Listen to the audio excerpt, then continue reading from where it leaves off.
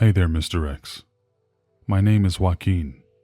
I've been having this strange recurring dream. I always feel the need to continuously tell myself that it's a dream, because it feels so incredibly real. I know it may sound absurd, but I'm quite familiar with dreams, and when I wake up, I always know what I saw was a dream, but this feels different. I mean, it has to be a dream, right? It begins with a seamless transition when I lay down to go to bed at night.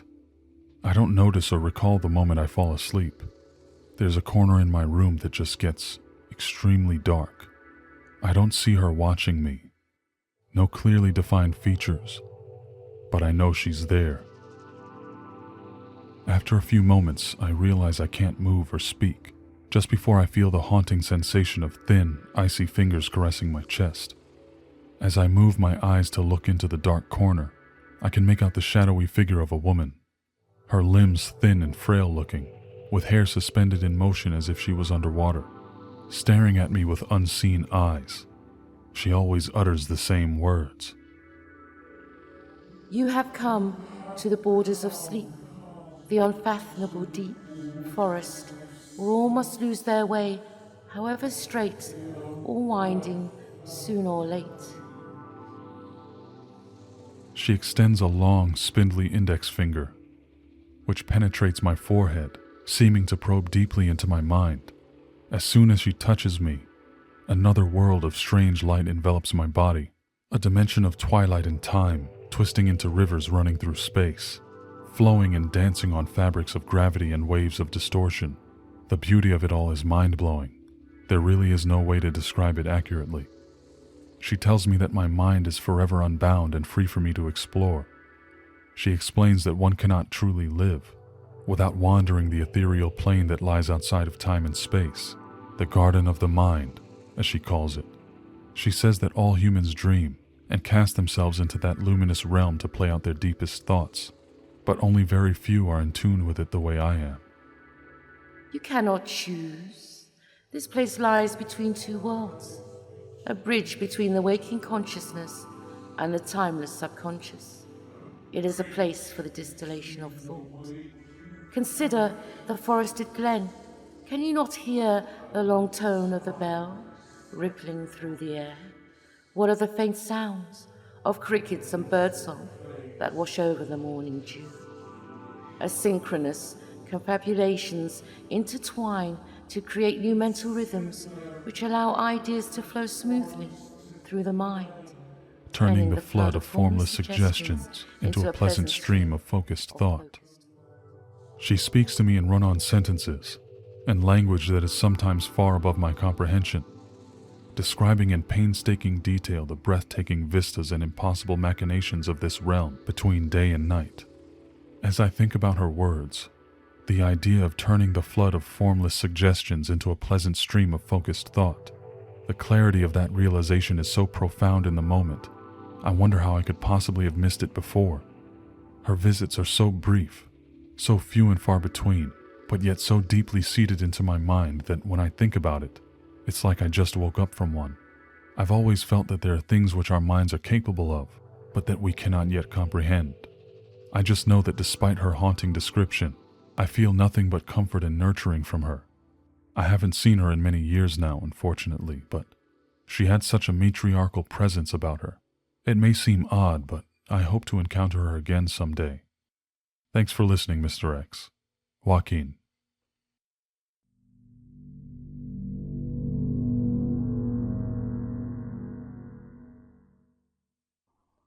Hello, Mr. X. My name is June. I saw your older video about Venice and her encounter with an incubus, and I wanted to share with you an encounter of my own.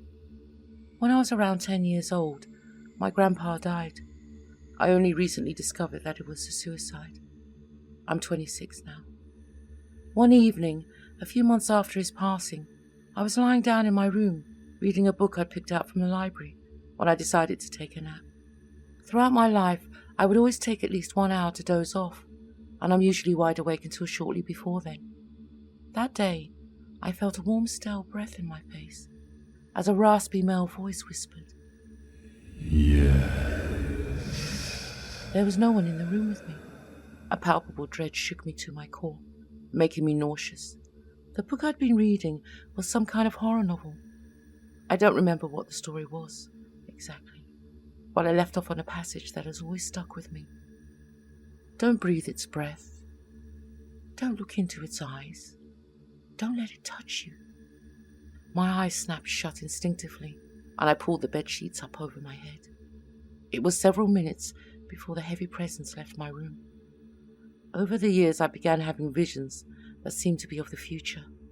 Each time this happened, I had the distinct, unmistakable feeling that whatever was in my room that night was responsible for letting me see what I saw. I was in high school, dating a boy on and off. His name was Derek. Every so often, I would get premonitions where I would see him coming to me, asking me to take him back. I was too naive to understand at the time how toxic of a relationship Derek and I had. He was my first. But after nearly 2 years of emotional abuse, I learned to say no to him, opting instead to try our hand at a platonic friendship. Unfortunately, that wasn't where my troubles ended. My father was extremely volatile and would frequently drag my sister, brother and I into his room, beating us badly for the slightest offences. He would always threaten me, being the oldest, claiming he would kick me out as soon as I turned 18. Things got to the point where I began wondering if everyone would be better off without me. Even though I was an honest student, never did drugs and mostly stayed home and kept to myself, I was so despised by my own father that I figured I must be nothing more than a pain, a problem. I ended up moving out of my own accord anyway. Thankfully, my grandparents took me in. A few months later, on a beautiful winter afternoon, I decided to go hang out with Derek on the beach. Both he and I were exempt from our exams that day, and the beach was only 5 minutes' walk from school. He said he needed to stop by his house on the way, so I went with him. I figured since he and I were getting along fine, there wouldn't be a problem. He led me inside, and things immediately went downhill. It was like Derek flipped a switch. He unceremoniously reached his hand down my shirt, causing me to jerk back and hit my head on a picture frame.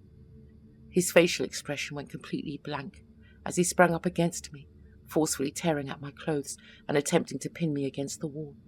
As panic began flooding my brain, with a blaring message of fight or flight, a faint voice rang out in my head.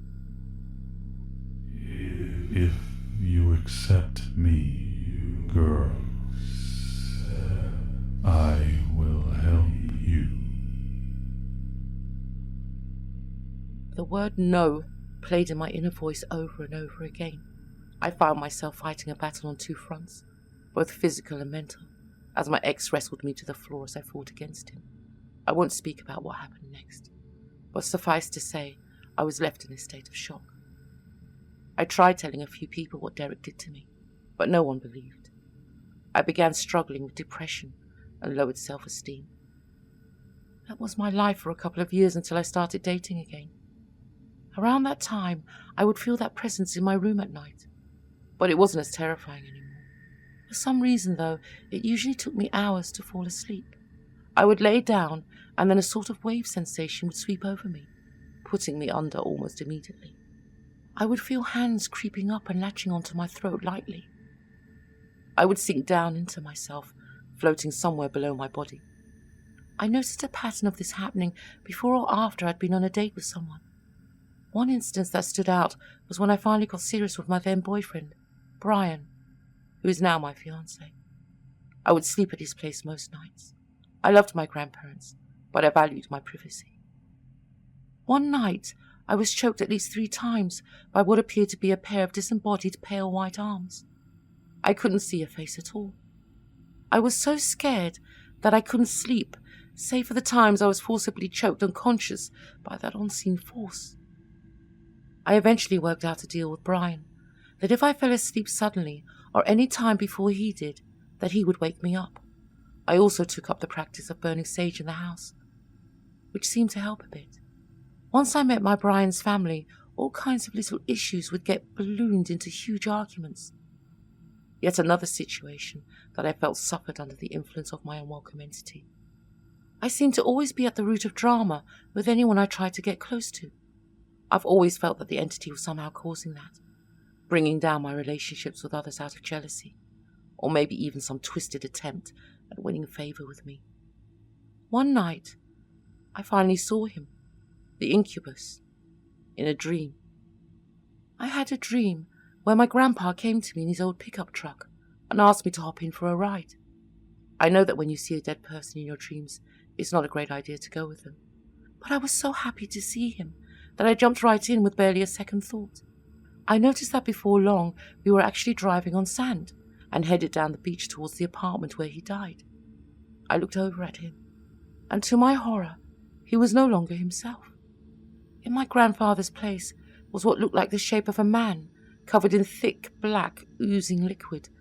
Pale, tar-smeared skin hung loosely from a frame of bones. Peering out from deep sunken pits in its head were these blazing golden eyes that seemed to stare straight through into the back of my skull. I threw myself out of the truck and went crashing into the sand before I woke up crying. I took the opportunity to plead that he leave me be, that he stop poisoning my relationships and let me have peace. In the dream, I knew I had to make a trade. I offered myself to him in exchange. I told him that he could feed on me as he wishes, but please, leave everyone else in my circle alone. I was so sick of the fighting. After that day, my family members appeared to have mellowed out. I was again in pretty good standing with most of them. Even my father and grandparents were finally getting along again. I know it sounds a bit cheesy, but I promise it's true. I'd never heard of someone completely ridding themselves of an entity like this, but I found that compromise was working for me. I still got the occasional wave of sleep that washes over me, but that was much better than being choked after death every night. Thanks for listening, Mr. X. Sincerely, June. Greetings, friends. Mr.xdreams here. First of all, I want to thank my collaborator for today's video, my good friend Ghost Mummy. I recently stumbled across her channel. I'm not sure how, but I absolutely love her delivery and the stories that she selects. She does such an enthralling job. Over the past couple of months, I think we've become pretty good friends. After you're done with this video, go ahead and check her channel out. You can definitely thank me later. If you like what you hear, subscribe, and let her know that Mr.xdreams sent you. So, a few words about these stories. Joaquin's story. As you could probably tell by the title of this video, I've classified it as a succubus. But, there are a few things about that I'd like to discuss. First of all, it's interesting that, the entity that he's encountered, although it looks so extremely disturbing and creepy, he seems to have a very deep and passionate connection with that creature. She mentioned that the subconscious is timeless. It's outside of time and space, which I found to be fascinating because I know a lot of people have had this happen to them as well, but I personally have spent days in dreams. Sometimes I've even experienced spans of months or even years, all within less than 8 hours in real time. Some people even live entire lives only to wake up confused and missing a life that they never actually lived. But then again, who's to say they didn't really live that life just because it occurred in their mind? Doesn't mean that it didn't happen. To them, it's just as real as you and I right here, right now. I found it very interesting that although there are so many similarities between the entity that he described and the common description of a succubus, being a female, somewhat creepy-looking entity that comes to you in the night when you're trying to sleep and basically forces herself on you in some way or another. That's very similar to what a succubus would be described as doing, but this encounter was not sexual in nature seemingly at all. Instead, it more carried the vibe of a teacher trying to expand the mind of a student. All that pleasant and mind-bending imagery. Actually, the more I think about it, the more I wonder if perhaps something might be going on behind the scenes that Joaquin was not aware of. I could imagine that serene feeling as being a cover for her extracting whatever it is that entity required to feed on. And as I wrote this script for this video, taking in the information he gave me in the email interview and transforming it into something that actually sounds good as a story that I would read, I got this sense that Joaquin was being lulled into a sort of tranquility by that entity. So I wonder, would a dark, shadowy figure really lurk in the corner of your room just to show you mind-blowingly beautiful images? Or did she have some sort of ulterior motive? Maybe that's just my inner paranoid speaking, but no thanks, I'll pass on that. So with June's story, I got the impression that perhaps the incubus feeds on the negative emotions that surround her. She seemed to suggest that the incubus may have caused tensions and emotions to run extremely high, no matter where she was or what she was doing. Perhaps it amplifies or even feeds on the intense human emotions or otherwise benefits from having things spin out of control in June's life.